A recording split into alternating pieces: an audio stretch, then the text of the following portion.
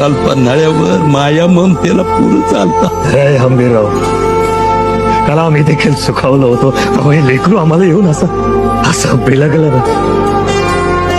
अनेक वर्षानंतर आमच्या पोराला असं कवटाळलं आम्ही. 32 मण सोन्याच्या सिंहासनावर बसताना देखील आम्हाला आनंद झाला होता. पण आपल्या पोटच्या पोराला असं कवटाळताना बापाला किती सुख होतं, किती आनंद होतो. त्याची तुलना कशी करायची हो?